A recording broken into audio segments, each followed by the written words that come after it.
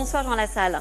Bonsoir Mélanie Taravant. Député des Pyrénées-Atlantiques depuis presque 20 ans, président du mouvement Résistons. On verra face à qui et face à quoi vous résistez. Mais d'abord, je le disais, vous avez vos 500 parrainages, même plus, 561, je crois très exactement, au dernier décompte. Ce n'est pas le cas de nombreux autres candidats. Est-ce qu'il y a un problème de représentation démocratique dans notre pays, Jean Lassalle ? À mon avis, non. Non ? C'est les institutions de la Ve République, elles ne sont pas nouvelles. C'est-à-dire qu'il y a un collège de 44 000 parrains, c'est pas rien, parce qu'il y a 35 000 maires, puis tous les autres, qui ont la capacité de dire à un homme, une femme, un mouvement, tu vas participer à la plus grande rencontre démocratique en France, c'est la rencontre d'un homme ou d'une femme avec le peuple souverain. C'est eux qui ont ce droit-là. Mais comment vous expliquez que vous ayez déjà ces 500 signatures, alors que des candidats comme Jean-Luc Mélenchon ou même Marine Le Pen, qui représentent quand même des millions de potentiels électeurs, ne les aient pas ? Bon, d'abord, il y a le fait qu'ils sont soumis à des luttes internes. La concurrence de M. Mélenchon avec le candidat du Parti communiste ne facilite pas les choses. De la même manière, il ne vous aura pas échappé que la concurrence que fait M. Zemmour à Mme Le Pen ne facilite pas non plus. Et puis, qu'est-ce que vous voulez ? On ne peut pas passer sa vie sur les studios de télévision et en même temps faire des parrainages. Parce que les maires, ils n'aiment pas. Sillonner la France, c'est ça que vous et oui, voulez parce dire. que le maire, il ne peut pas nous voir, il nous déteste. Mais en plus, si vous voyez 3 heures dans ces grandes émissions, moi j'y ai pas droit, mais ceux qui ont droit, 3 heures, et il dit, et après il va venir me voir. Il m'a déjà tout expliqué. Vous avez été maire pendant 40 ans, vous vous disiez ça ?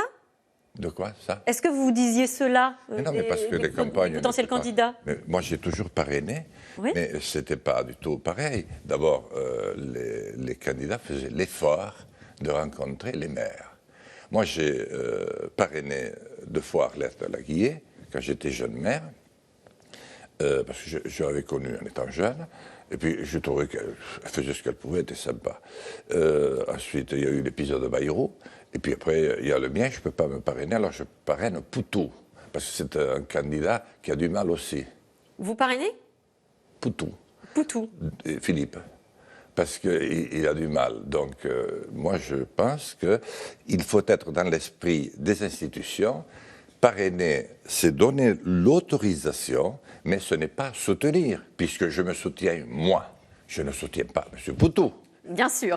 Alors, justement, au cœur des préoccupations des Français, et également de votre programme, il y a une inquiétude en ce moment qui concerne les prix de l'énergie, qui est liée bien sûr à l'actualité qui se passe en Ukraine et en Russie, avec la crainte que les prix du gaz, de l'essence augmentent encore plus.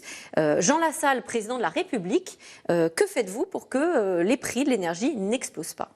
D'abord, vous savez, je n'ai pas été crucifié et je n'ai pas marché sur l'eau, je n'ai pas entendu de voix dont Rémi, quand j'y suis passé pendant mon tour de France de 6 000 kilomètres pendant 8 mois, ce qui a permis à M. le Président Macron de faire son programme La Marche. Non, c'est-à-dire que... Vous étiez un marcheur, vous êtes allé rencontrer les Français. Oui, mais lui, il a fait 2 fois le tour du salon, c'était moins long. Bon, non, c'est-à-dire que d'abord, je pense que, en toute logique, il faut descendre la TVA, baisser la TVA de 20 à 5,7. Ça, je crois que ça va être tellement important qu'on va être obligé de le faire. Ensuite, il faut avoir plusieurs sources d'énergie. Bon, on ne va pas en inventer maintenant, mais dans un premier temps, d'approvisionnement. C'est-à-dire que pas mettre, ça on l'avait déjà découvert en 1974, tous les œufs dans le même panier. Donc ça veut dire quoi ? Miser sur l'énergie du futur qui serait oui, alors le solaire par exemple ? Oui, alors si on a 1 minute, j'en parle. Sinon, si on n'a pas le temps, ça va être trop court. Oui, le solaire, mais pas le solaire en petite plaque là, de Taïwan. C'est le solaire type four romeu. Ce four installé dans les années 60, des verres kaléidoscopiques qui réfléchissent à un point donné et qui produisent un arc électrique d'une puissance inouïe. Ou alors l'énergie des marées. La France a 11 millions de kilomètres carrés, alors que la Chine toute seule n'en constitue que 8 millions. Est-ce que vous voyez la grandeur que nous avons ? Et nous n'en faisons rien. Donc, vous misez sur les énergies, notamment renouvelables, le solaire, énergie du futur, pour faire baisser les coûts de l'énergie. Oui, mais ça, c'était à plus long terme. À plus long terme, bien sûr. On a compris la baisse de la TVA.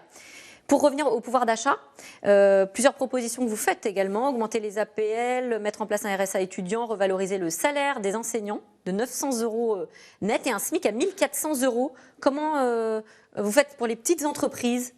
Bon, d'abord pour les enseignants, parce que c'est peut-être, si j'ose dire, le plus facile.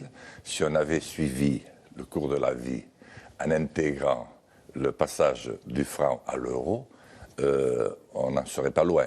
C'est-à-dire qu'ils ont perdu dans les 700 €, dont je mets 200 € de plus, parce que c'est un métier extrêmement difficile et que je veux réinstruire le peuple français. La France est en cours de désinstruction.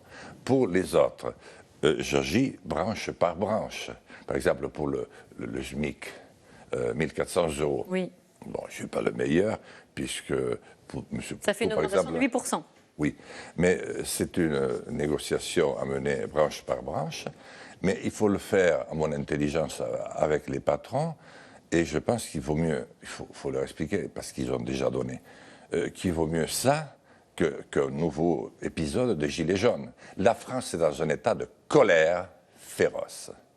Elle nous en veut et elle a le sentiment qu'elle est abandonnée. Il faut dire que 70% des Français vivent en dessous de tous les seuils que je pourrais vous citer et que vous connaissez. Ils vivotent.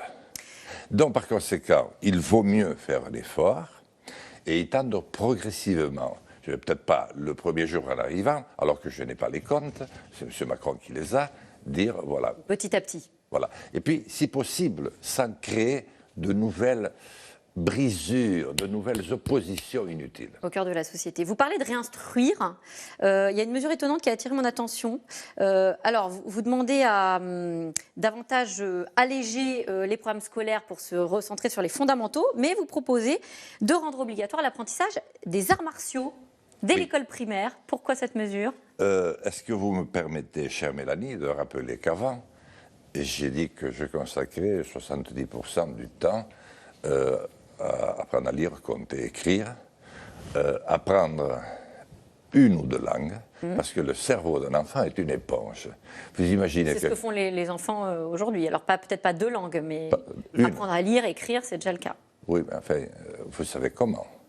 Vous avez regardé quelques copies de temps en temps. Et plus de sport, mais là c'est pas n'importe quel sport. On est sur les arts martiaux. Ensuite, apprendre à se servir d'Internet. Parce qu'Internet a bouleversé nos vies, et celles de nos jeunes. Et ensuite, des arts martiaux, pourquoi ? Parce que c'est une formidable assurance, une prise d'assurance en soi-même. Je l'ai moi-même un petit peu testé. On sait que vous étiez plus rugby dans la famille Lassalle. Ah, il faut tout faire. Et c'est une forme de concentration exceptionnelle. Et puis, c'est une forme de dissuasion qui vous permet de rentrer du cinéma tranquillement. Et puis, vous avez un type un peu louche qui suit. Vous faites une petite prise et il comprend de suite que ce n'est pas la peine d'insister. Donc pour être serein et éviter la violence. Dans un état de confiance. Merci Jean Lassalle. La suite de votre programme dans la France authentique. Oui, voilà. Et authentique. Livre, programme. Parce que quelque part elle est éternelle, elle a des traditions et des convictions. Merci à vous, merci pour vos convictions. Jean Lassalle, candidat de Résistons à l'élection présidentielle. Tout de suite, c'est dans l'air avec Axel de Tarlé qui revient sur la présidentielle, justement, les parrainages, les mauvais sondages de Valérie Pécresse et la crise en Ukraine qui s'invite dans les débats. Bonne émission à vous.